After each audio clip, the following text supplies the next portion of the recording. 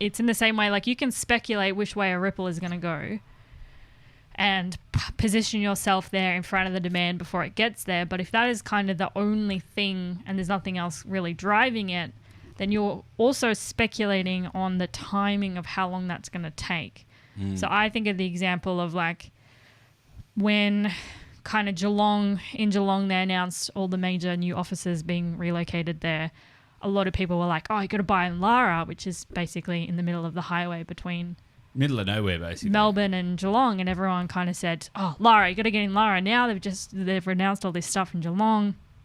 Like Lara's going to go off because it's halfway between, which is in some ways correct because they're thinking, infrastructure going that way. It's true on like a 20-year macro. Yeah, but it's about the timing of, okay, the ripple is going to go this way, but I'm speculating how long that ripple is going to take. And it's kind of like if you can afford to just sit there and wait for the ripple, then fine, do that. But if you don't want to wait an undetermined amount of time and you want to have a bit more control, then you need to look at a few more of these drivers that we've been talking about rather than just going, well, the ripple has to go that way eventually, which I think a lot of people think. I think a lot of people, again, you think about Melbourne and you think about the inner rings and people kind of think, well, if I position myself kind of this far away from the city, which is the same as like Brunswick distance away, but in that direction, like it has to kind of go that way eventually, right? And it's like probably will. Yeah, eventually. Who knows when that's going to happen? Yeah, exactly. That's a really great analogy because you've got to look at what the other differentiating factors are. Like ripples in and of themselves don't do anything. You've got to look at what are the characteristics of which way that's going and how might that impact on the future prosperity or the near field potential. So the Lara example is really great because if you said, okay, well, theoretically, Geelong is a node and that would have its own ripple effect. And Melbourne is a node and that would have its own ripple effect.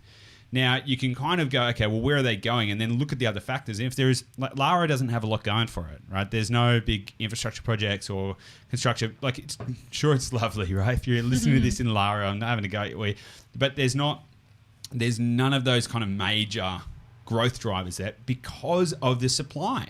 There's still a lot of land there, right? And so that in and of itself is going to be a detrimental factor, which would slow down the prosperity or the potential of that area to grow.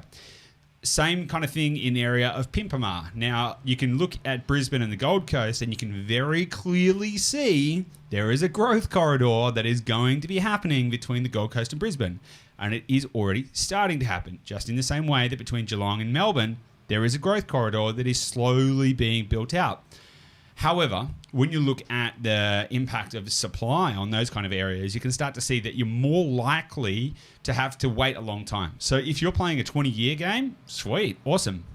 That's probably one of the best things you can do is to buy cheap land in the way of where you perceive a growth corridor is going to be. But you've got to have the money to wait, and you've got to, and that's a long-term speculation play. Whereas I would much rather go, okay, well, where can I position myself on the front edge of demand and reduce my chance of risk or my probability of risk? The flip side of that is you could also try and do more of like a boomtown strategy. So like, again, using Lara, there is Avalon Airport. So when they may have announced, but I think there was an announcement about doing international flights in and out of there. And I'm pretty sure after that announcement, like median prices in Lara and Avalon, that area, went up because people were like, oh, that's the place to be. They're about to do international flights. But then it pretty quickly subsided. Yeah. Because it may have not gone ahead, or it just kind of, because there's nothing else pulling people to that area. There's oversupply and there's nothing else there. It was like there's this one trick pony of the airport, and then that kind of fizzled, and now there's still the oversupply and there's still nothing else pulling people there. Totally. So, sorry if you're listening in Lara. But you know what's really interesting about this ripple effect is it actually plays into these other two things that we're going to be talking about as well. Yep.